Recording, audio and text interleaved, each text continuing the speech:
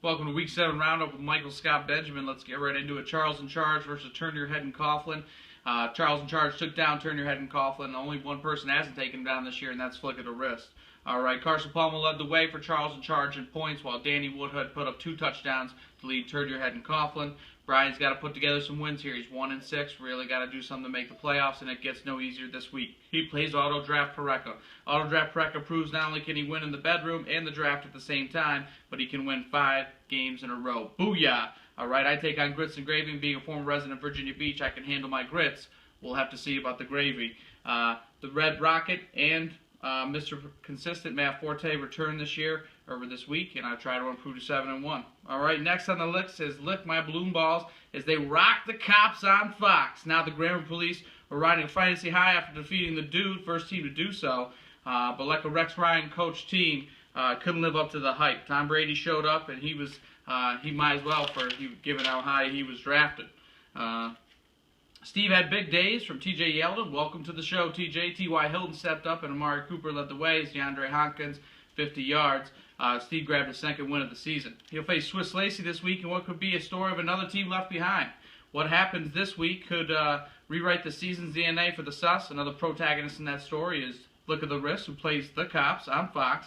Brady outdid himself last week already, but the rest of the Grammar Police need to lose their handcuffs in this one to be able to flick their wrists. All right.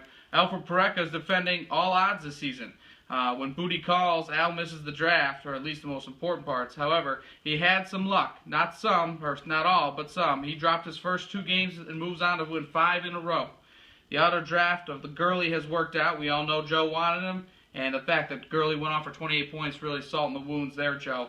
Al turned in another impressive week of scoring. Joe couldn't get much going on. 24 points were left on the bench, but that wouldn't have helped really. Flick of the Wrist will try for a must-win against the Cops this week. With Aaron Rodgers back, there's a good chance Alfred has Turn Your Head and Coughlin.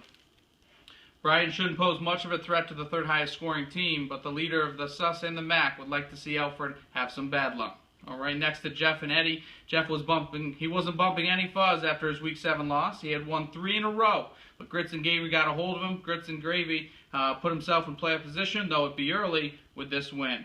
He had E.J. Manuel and Lamar fucking Miller, who's the start of a spectacular all-season. All he did is he beat the former Oilers for 20 points. He got the new Houston Oilers for 17 points. Scored another touchdown on Thursday night. Jeff was missing Emmanuel Sanders, but Mike Evans and Jay Landry really held up his end, and Larry Fitz and Russell really didn't show up. Jeff doesn't have it any easier this week as he's playing El Duda Reno, all right, who had nothing short of 170 points last week. Eddie also gets a division leader against Charles at large. Tough matchup as these try to keep pace to stay in playoff position. All right, to our last matchup. All right, it was the big Gronkowski.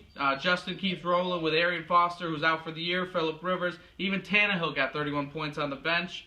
Everybody in this guy's team can put up points, which is baffled why he lost to the Police earlier in the season. Say, hey, sometimes the bar eats you, and sometimes you eat the bar. Lacey had decent consistency, but couldn't put together the big remainder required to take down Justin. One would ask why Gary Barnidge isn't starting. He scored double digits since week 2. Cameron hasn't scored any this season. He is starting this week. That just came across the news desk right there. He's going to play Lick the Balloon Balls. This game could go either way. It's projected 101.98 in Swiss Lacey's favor. Justin will get Fuzz Puppers, and Grok already starting things off right Thursday. If history repeats itself this year, though, it'll be a MAC team that hands Gronkowski another loss. This year, or so far in the playoffs, Big Gronkowski and Charles with buys.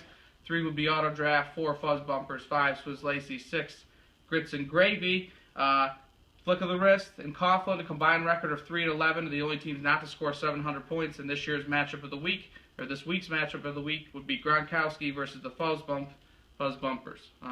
That concludes Week 7 Roundup. Have a great day.